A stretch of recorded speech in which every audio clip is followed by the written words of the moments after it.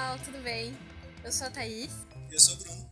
E esse é o segundo episódio da nossa nova série no canal, que chama Depois da Sessão.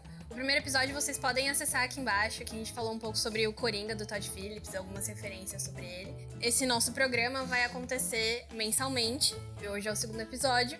Mês que vem vai acontecer o terceiro. Vocês podem ir acompanhando a gente pelo Instagram, aqui pelo Cinemascope TV. Não se esqueçam de receber, se você quer receber sempre o alerta dos próximos vídeos, não só do nosso quadro, mas de todos os vídeos que a gente publica aqui. Não esqueça de clicar no sininho, que ele vai te mandar a notificação quando tiver um novo vídeo no canal. E hoje a gente vai falar sobre as mensagens que o Oscar quer passar. A gente resolveu fazer esse vídeo porque eu e a Thaís a gente estava conversando e nós vimos que o Oscar faz algumas premiações, levanta uma bandeira, mas na verdade existe toda uma questão por trás de por que ele elegeu aquele filme ou aquele ator ou aquela atriz para estar concorrendo e para vencer a estatueta. Em detrimento do outro. E a gente vem nessa temporada de premiações, né? O Oscar, juntamente com o Globo de Ouro, com o Sundance, com o TIFF, eles são sempre desse período. E o Oscar se dá justamente nessa fase. Esses festivais que acontecem antes acabam sendo um termômetro pro que a gente vai ver no Oscar. Esses filmes, para chegarem no Oscar, eles estão sendo trabalhados mais ou menos há mais de um ano, porque tem filme que concorreu em Sundance, e Sundance geralmente acontece em janeiro, então foram filmes que foram lançados em janeiro, em maio de 2019, e foram trabalhados em vários festivais, tiveram campanhas de lançamento mundiais, e hoje estão concorrendo ao Oscar. Então, todos esses festivais que acontecem ao longo do ano, se você prestar atenção neles, você meio que já consegue saber quem que vai chegar ali entre os indicados ao Oscar. A lógica para concorrer no Oscar, ela tem dois fatores que são muito importantes. O primeiro é a conexão do público com aquela história. A obra tem que ter uma história marcante, que conecta com o público, com a academia, enfim. E uma campanha de marketing muito forte. E são dois trabalhos, né, que são envolvidos, assim, nessa questão do Oscar. A primeira é você conseguir a sua indicação. E depois disso, a famosa academia que a gente tem na nossa cabeça, que são os velhinhos brancos que não assistem os filmes direito e votam só no que eles querem ver. Eles mandam os votos, eles supostamente assistem esses filmes e votam no que eles acharam melhor. Em todas as categorias, se vocês quiserem saber um pouco mais sobre como funciona essa questão do Oscar, a gente tem até uma live aqui já salva no canal que a Joyce fez com o Felipe do canal Meu Tio Oscar, e eles falam bem sobre essa questão de como funciona a votação do Oscar, como o filme chega a ser indicado e tudo mais, o caminho que ele tem que percorrer. Então vai estar linkado aqui embaixo se vocês quiserem saber um pouco mais. Em geral, as pessoas votam naquilo que elas trabalham, vamos dizer assim. Os membros da academia votam naquilo que eles conhecem. Então os atores votam nas categorias de atuação, o pessoal da montagem vota nas categorias de montagem e assim por diante. Só que todos eles votam na categoria de melhor filme. E enquanto todas as outras categorias vencem a maioria absoluta, na categoria de melhor filme ela é um pouco diferente porque é aquele lance do voto preferencial. O membro da academia vai eleger os 10 filmes que ele mais gostou. O primeiro filme ganha, digamos, 10 pontos, o segundo filme ganha 9 pontos, e aí eles vão afunilando até conseguirem achar o filme que realmente teve 50% dos votos mais um nesse esquema do voto preferencial. É mais ou menos como a gente faz no Votação do Cinemascope, né? É tipo isso, quando a gente vai eleger os melhores do ano, que a gente... Vai estar aqui o link também, os melhores do ano de 2019. É tipo isso, a gente leva em conta esse esquema do Oscar para poder eleger os nossos melhores do ano. Vale falar que algumas dessas escolhas são bem polêmicas, e é sobre isso que a gente vai falar nesse vídeo, de como que certas escolhas foram feitas ao invés de outras. E só para esclarecer um pouco por que é tão importante, o Oscar é uma das primeiras premiações que existiram e existem até hoje, né? A primeira edição aconteceu em 1929. Existe todo um questionamento, né, de por que o Oscar é tão importante, e muito disso é porque ele é uma das premiações mais longevas da história do cinema. Ele é muito importante nos Estados Unidos, que tem realmente uma indústria cinematográfica. Ele acontece desde 1929, edição desse ano foi a 92ª. Então ele já tá aí há bastante tempo, tá bem consolidado já. Nesse ano em que o Oscar começou, em 1929, foi no meio desse turbilhão de mudanças dos Estados Unidos, a quebra da Bolsa de Nova York, a consolidação de Hollywood enquanto polo cultural cinematográfico, e a necessidade do reconhecimento interno, né, entre os pares, entre os próprios artistas. Até hoje, o Oscar ele é a cerimônia mais importante, o evento, né, mais importante dessa temporada de premiação para os Estados Unidos. Existem festivais que acontecem ao redor do mundo que são realmente focados nesse cinema que é feito nos diversos países. O Oscar é realmente focado nos filmes feitos nos Estados Unidos. Existem algumas categorias que permitem a participação de filmes de língua estrangeira, mas elas são pequenas e a participação é realmente bem menor. A gente pode gostar ou não, amar, odiar. A gente tava nessa discussão de se a gente ia fazer... Acho que a gente ama odiar o Oscar. É uma coisa que a gente não deixa de ver, mas a gente discorda de tudo. Então... Mas todo ano a gente pega a pipoca e senta na frente da TV, porque acaba que, querendo ou não, ainda é uma necessidade de reconhecimento, é um atestado de... Se você for indicado ao Oscar, é um atestado de que você vai permanecer mais tempo na sala de cinemas, que você vai ter o loginho nos DVDs. É um atestado de filme bom, sabe? E uma vez a cada ano bissexto, o Oscar acerta uma premiação, aí dá aquele gostinho pra gente ter um filme aí comemora. Foi bom ser indicado. A primeira polêmica que a gente vai falar aqui, a mensagem que o Oscar quer passar, aconteceu na premiação de 1977. Esse ano a gente tinha vários filmes de alto calibre ali concorrendo. A gente tinha Rede de Intrigas, do Sidney Lumet. A gente tinha Taxi Driver, do Martin Scorsese. Mas quem ganhou o Oscar de melhor filme foi Rock. Nada contra o filme. Tem várias inovações ali. Ajudou a inventar Steadicam, sabe? Na cena da escadaria. Mas, diante dos outros concorrentes, digamos que era o que tinha menos conteúdo para vencer. Nesse período, a gente estava passando por uma fase muito efervescente criativamente em Hollywood, porque a nova Hollywood, né, estava em alta. Tinha o início da era dos blockbusters. Em 1975 tinha sido lançado Tubarão. O filme, o primeiro Guerra nas Estrelas, também tinha sido lançado recentemente. Então a gente tinha filmes blockbusters de alta qualidade e também a nova Hollywood. Porém, qual que era o lance da nova Hollywood? Não tinha redenção no final das histórias. Os personagens, eles não viviam a catarse. Então, esse foi uma das principais polêmicas com relação a isso. Por que a escolha de Rock e não de Taxi Driver? Pra gente entender a premiação do Rock nesse ano, a gente precisa entender um pouquinho mais do contexto sociopolítico dos Estados Unidos naquela época. Os Estados Unidos, eles participaram da Guerra do Vietnã, que foi um conflito que durou de 59 a 75. E foi um conflito super polêmico, em que a opinião pública acabou ficando contra o conflito, no geral. Porque, na verdade, o que aconteceu era que os Estados Unidos estavam querendo impedir o crescimento ou a chegada do comunismo no Vietnã. Então, eles mandaram as tropas até lá. Acabou ficando polêmico, o exército foi constantemente criticado por promover massacres, inclusive de civis, no Vietnã. Além disso, esse conflito acabou ficando muito marcado pelo uso de armas químicas como o napalm, que era uma resposta estratégica dos Estados Unidos para a tática de guerrilha tida pelas tropas vietnamitas, que era de se esconder em mata fechada. Vale lembrar também que essa foi a primeira guerra televisionada, então era um momento em que mais pessoas, que eram o American Way of Life, as pessoas tinham televisão em casa, então o que contribuiu para a formação dessa opinião pública que acabou ficando contra a guerra por causa do massacre mesmo que aconteceu.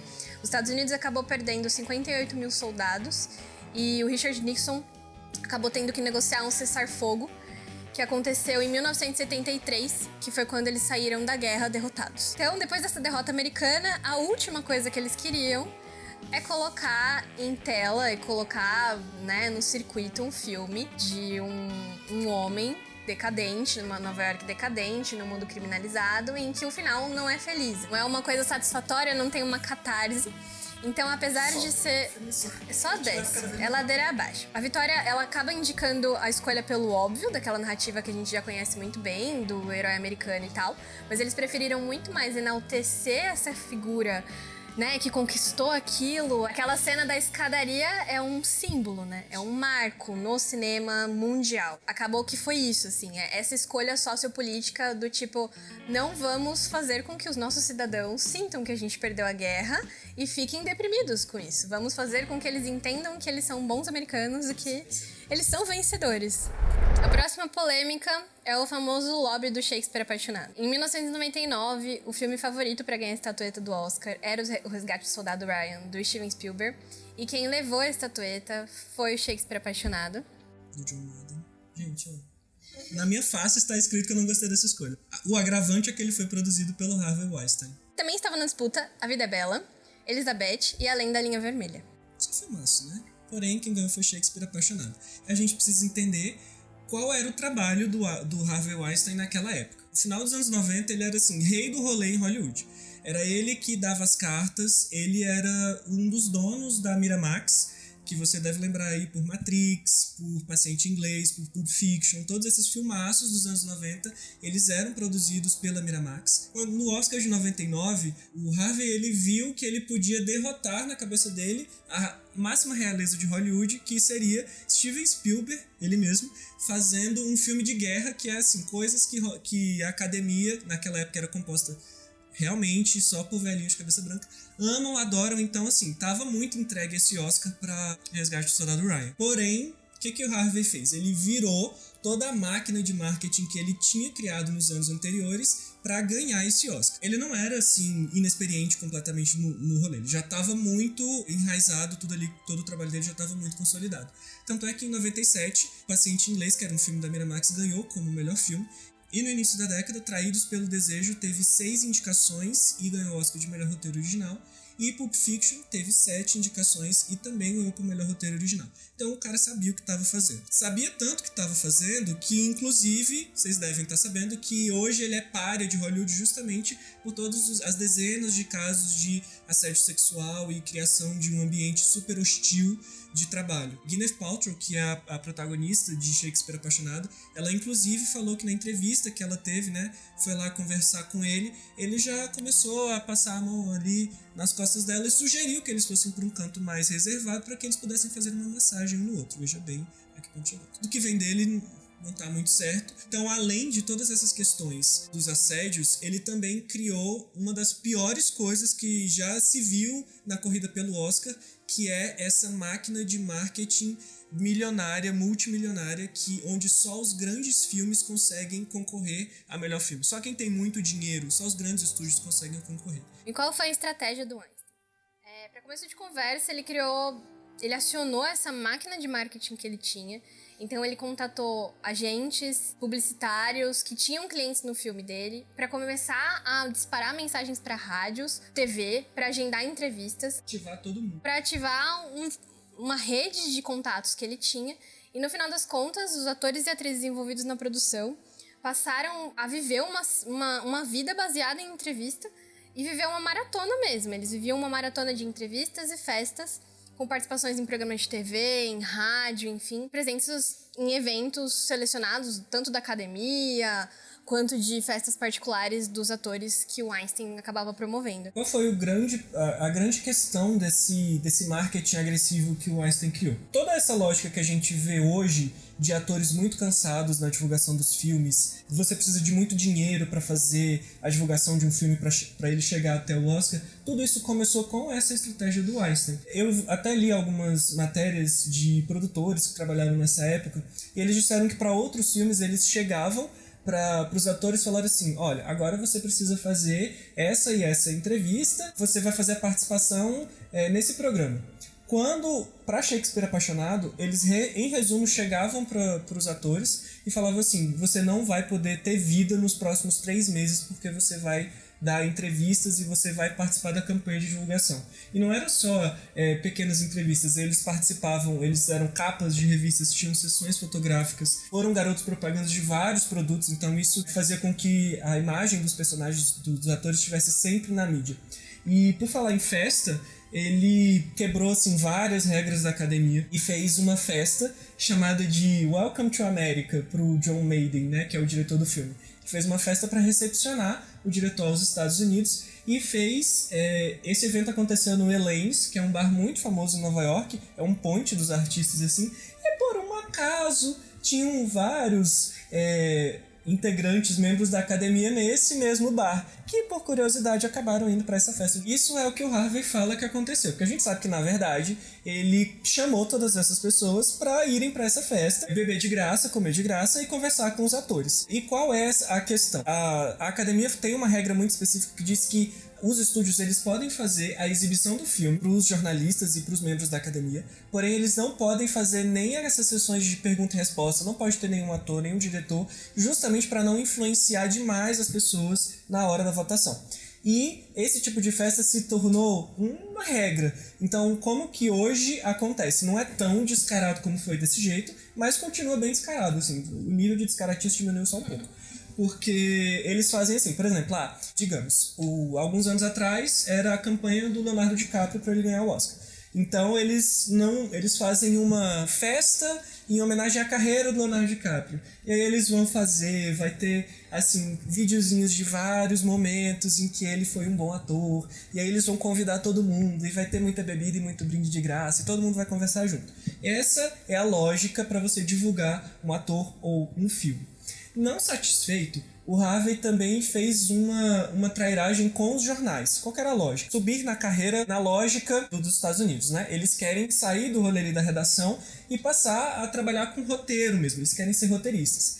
E o Harvey, muito sabiamente, ou na descaratice mesmo, o que você preferir, ele chegava para esses jornalistas e falava assim, olha, você tem uma ideia? Você amadurece a sua ideia, escreve um roteiro e traz para mim que eu vou ver aqui na Miramax se eu posso tirar essa sua ideia do papel. E aí ele, com isso, garantia que todos os jornais onde aqueles jornalistas trabalhassem dessem críticas positivas pro filme e influenciassem as pessoas a querer assistir. E garantia as fofocas, né, dos atores envolvidos. Isso.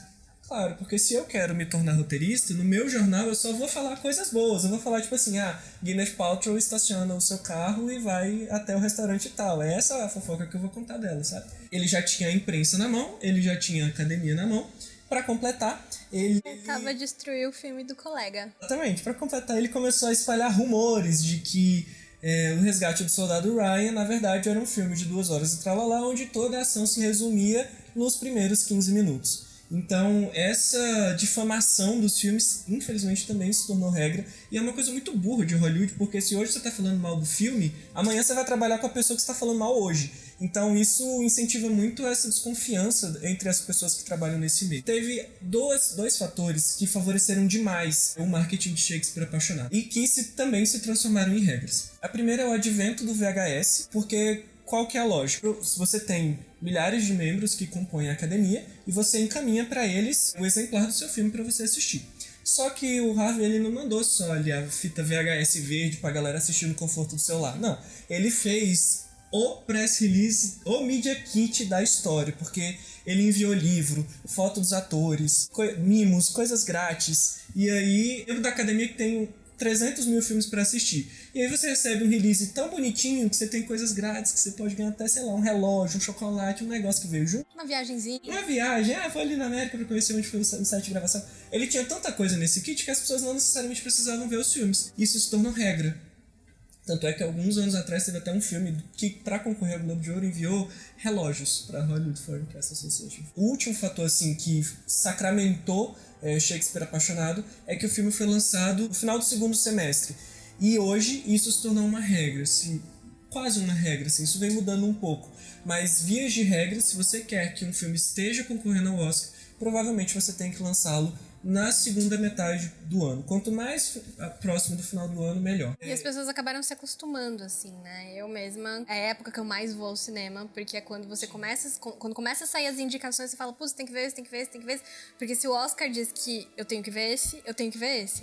Então é sempre quando os filmes estão em cartaz. E aí, por que isso se tornou regra? Porque Shakespeare Apaixonado venceu o Oscar.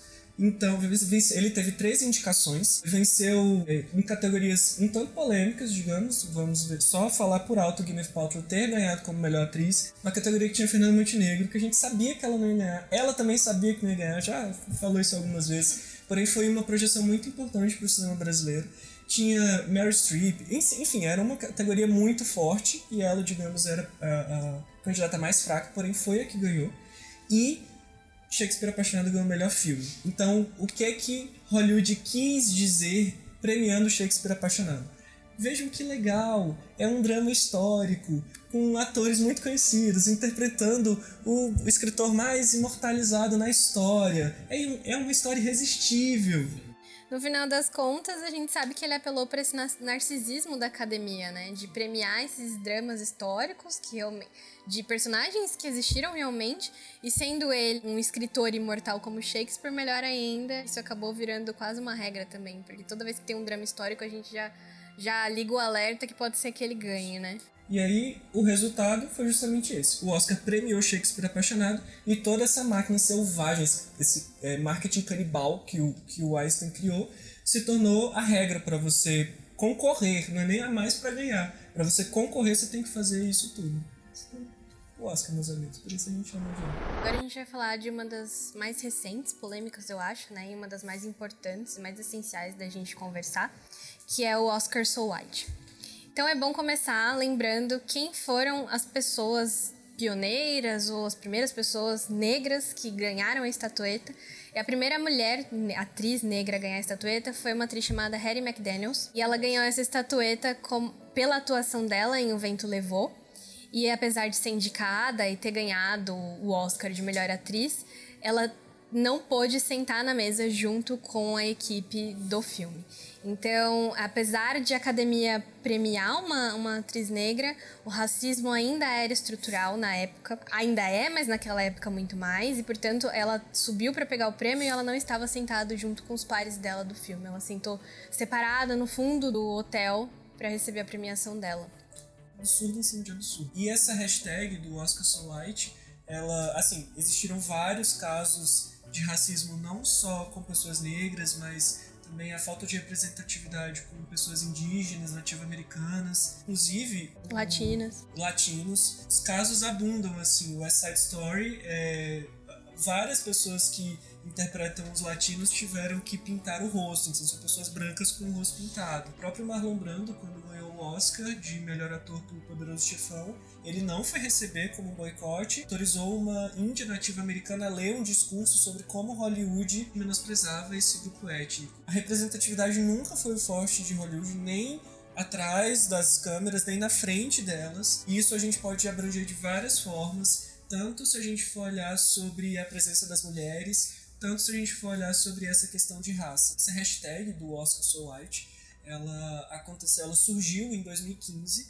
quando a comunidade negra e os artistas negros dos Estados Unidos perceberam que, pelo segundo ano consecutivo, a academia não havia indicado nenhum ator ou atriz negra para as 20 vagas nas categorias de atuação, que é melhor ator, melhor atriz, melhor ator coadjuvante e melhor atriz coadjuvante. Desde então, a academia eles mudaram algumas regras com relação às indicações e eles vêm tentando mudar esse quadro.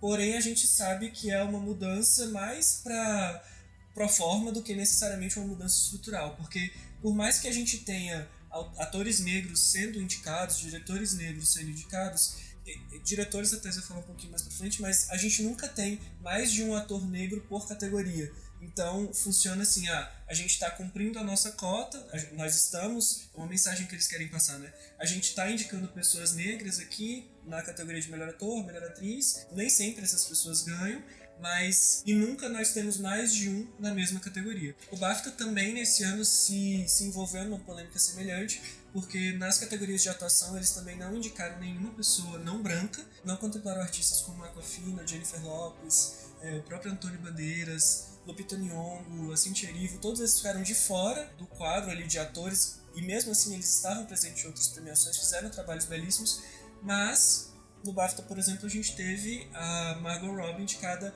por 2 papéis. Então, se você olhar assim, o quadro de mulheres e homens indicados, as mulheres, por exemplo, são todas brancas e loiras. Não existe representatividade. E esse ano no Oscar a gente tem um problema semelhante, assim, não chega a ser ainda um Oscar So White, mas a gente tem pouquíssima representatividade. A única atriz não branca a concorrer é a Cynthia Erivo por Harriet, que é um filme ainda assim fala sobre a escravidão, ela é uma escrava no filme. E o Antônio Bandeiras é o único ator não branco que está concorrendo por Dor e Glória. Ainda assim, a gente não tem um nível de representatividade muito bom, mesmo com tanto apelo popular por isso. Ao longo de toda a história do Oscar, a gente tá na 92ª edição, nenhum deles venceu. Vale dizer que dentre esses, nenhuma diretora. Bom, e esse ano, de novo, nenhum diretor negro foi indicado. A gente segue sem representatividade, mesmo que o primeiro diretor coreano tenha sido indicado, que é o Bong Joon-ho, por Parasita. Apenas 5 mulheres foram indicadas na categoria de direção. Foram elas: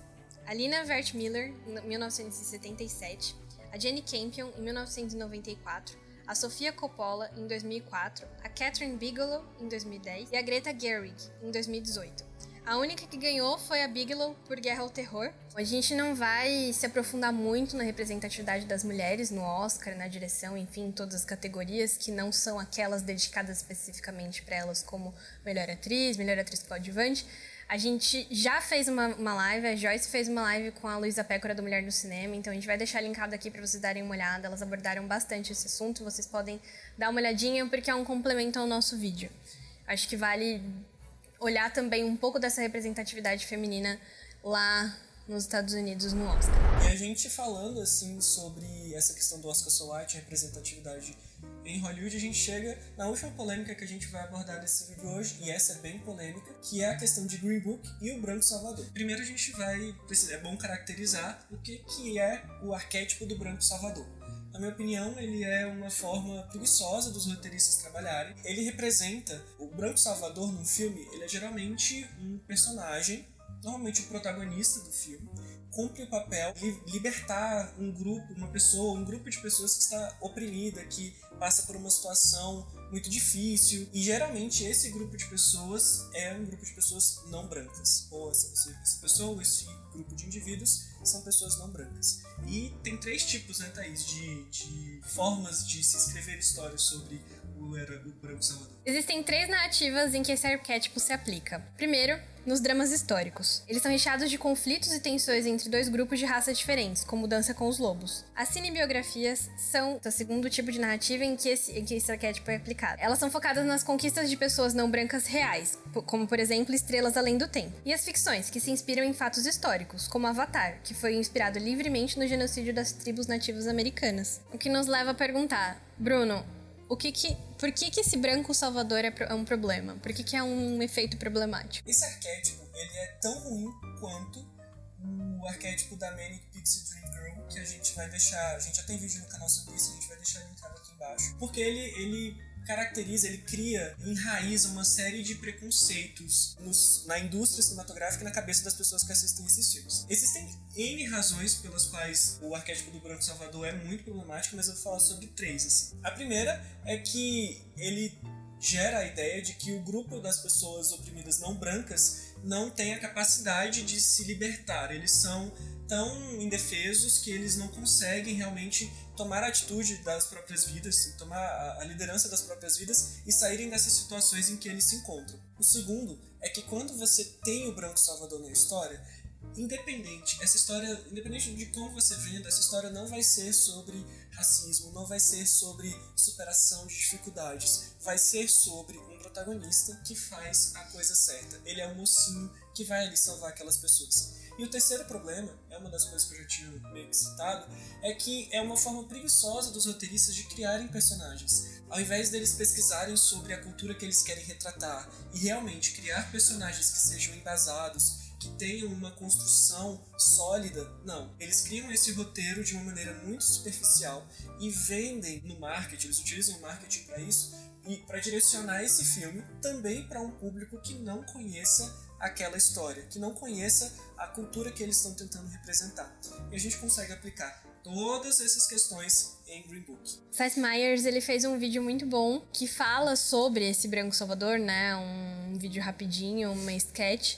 E aí ele pega especialmente o Green Book e o Estrelas Além do Tempo. Então é um vídeo legal da gente ver, porque mostra esse outro lado, né? Eu e o Bruno, a gente tava conversando que a gente tinha gostado bastante de Estrelas Além do Tempo, até a gente perceber, enquanto olhar branco, né, que está assistindo o filme, que ele realmente é um filme sobre os brancos que permitiram a ascensão dessas mulheres. No caso do Estrelas Além do Tempo, a personagem só consegue utilizar o banheiro porque vem um homem branco e fala que aquele banheiro, que é só para mulheres brancas, também pode ser usado por mulheres de qualquer cor. Então, esse é um exemplo classicão, assim, do Branco Salvador, sabe? Mas chegando em Green Book, o filme conta a história do Dr. Shirley, que é um pianista homossexual negro, compositor de jazz e de música clássica, e ele tem um PhD em música e é um estudioso de psicologia e artes litúrgicas. Ele contrata o ítalo-americano Tony Vallelonga como motorista durante a sua turnê no profundo e racista sul dos Estados Unidos. O Dr. Shirley é interpretado pelo Mahershala Ali e o Tony Vallelonga é interpretado pelo Viggo Mortensen. A ideia do filme surgiu quando o filho do Tony Vallelonga pediu autorização do Doctor para fazer um filme e ele autorizou desde que fosse após a sua morte. Acho que ele já sabia que não ia dar certo. Ele falou assim, faz, mas depois que eu morrer. Só pra não ver. Sim. A direção é de Peter Farrelly. Ele é conhecido por filmes como Amor é Cego e Debbie Lloyd. E de longe, esse filme destoa desses outros filmes que ele já fez na vida, assim. Destoa em conteúdo, porém os estereótipos estão ali desde o começo, meus amigos. Devíamos ter visto assim. A família do Dr. Searle foi completamente excluída nesse processo criativo do filme. E o irmão do músico chamou o Green Book de uma sinfonia de mentira. E por que o Green Book é tão problemático nesse sentido do Branco Salvador? Assim, novamente, os exemplos são abundantes, mas por questões práticas eu vou falar só de 3. O primeiro é que, depois dessa mini sinopse que eu falei, a gente consegue perceber que dos dois personagens tem um que tem uma vida bem mais interessante, impactante para poder ser contada, que no caso é o Dr. Shirley. Não que o Tony Vallelonga também não tenha uma história de vida que vale a pena virar um filme, enfim, poderia ser. Só que o problema é que Green Book se vendeu como um filme sobre o racismo. E aí, quando você tem um filme sobre racismo, onde o protagonista é um homem branco, daí você já tira que esse homem branco é o Branco Salvador. Tanto é que isso se confirma no Oscar, onde o Viggo Mortensen foi indicado a melhor ator e o Mahershala Ali foi para melhor ator coadjuvante. A segunda questão é que, no filme, o personagem do Dr. Shirley, ele tá sempre arranjando algum tipo de confusão, que não condiz com a construção do personagem que a gente vê. Se ele tem todo esse currículo, esse PhD que a gente viu e que o filme deixa bem claro, não faz sentido, por exemplo, ele estar num lugar tão racista quanto o sul dos Estados Unidos e mesmo assim querer entrar num bar onde todo mundo ali é racista e causar uma briga e apanhar. Ou então ele sabe que se o sul é racista, homofóbico, ele já é vezes 3, assim.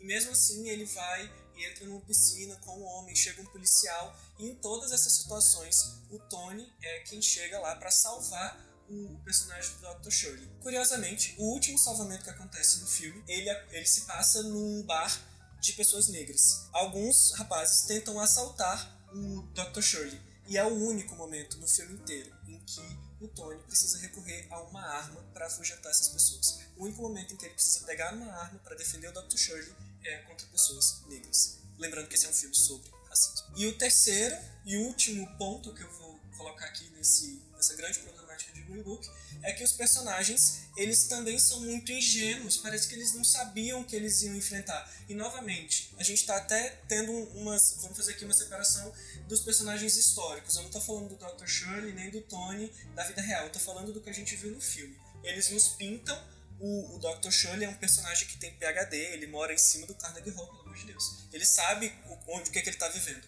O Tony é pintado como um guarda-costas, um motorista super experiente da vida. Mas mesmo assim, quando eles chegam no sul dos Estados Unidos e eles se deparam com racismo, é uma coisa absurda, assim.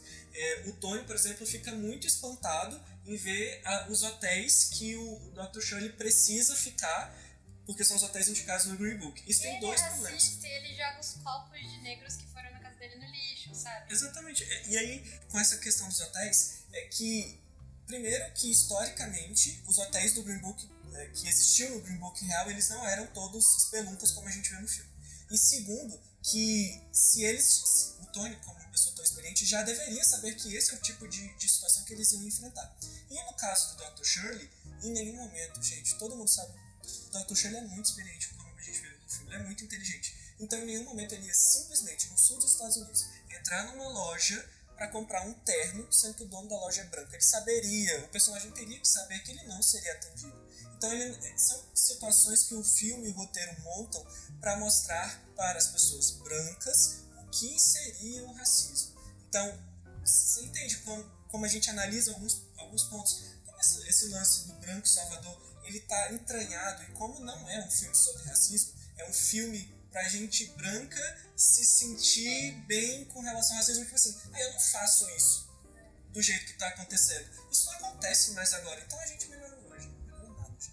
Apesar de tudo isso, Green Book foi eleito o melhor filme do Oscar de 2019 e ganhou a estatueta também de melhor roteiro original. Isso nos mostra que a academia não só concorda com esse arquétipo de branco salvador, como o premia, que é surreal, endossa. E ao escolher o Green Book como o melhor filme, eles tentam passar a mensagem de que o racismo é uma coisa superada em Hollywood, superada no mundo, na academia, enfim, quando na verdade ele ainda está muito entranhado. É aquela história de estruturalidade mesmo, de ter o pano, a superfície ali, de premiar o Green Book, quando na verdade é uma coisa que está muito entranhada e eu não sei quanto tempo vai demorar para isso mudar em Hollywood. Se vocês separarem bem, todas as pessoas que foram receber o prêmio, a estatueta de melhor filme, eram homens brancos.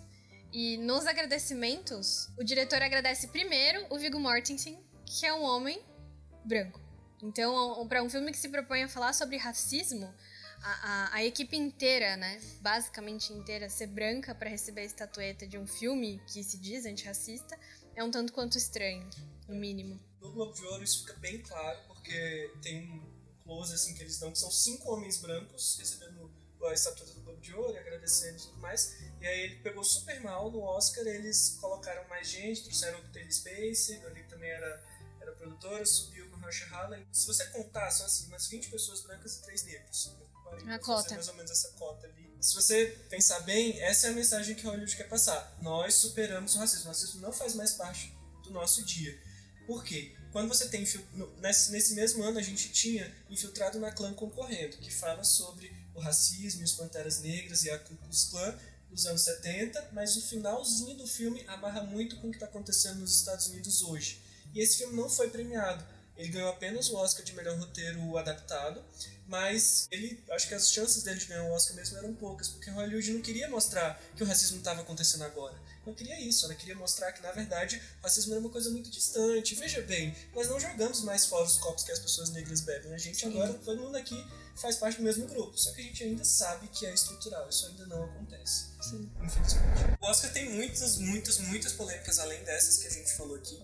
Pessoas que deveriam ser indicadas e não foram, pessoas que deveriam ganhar e não ganharam, mas nós escolhemos essas porque a gente entendeu que são algumas polêmicas mais emblemáticas. E se você gostou desse vídeo, não esqueça de assinar o nosso canal e clicar aqui no sininho para receber as notificações. O programa depois da sessão ele é mensal e em março a gente vai falar sobre Eisenstein, o mestre da montagem da Rússia.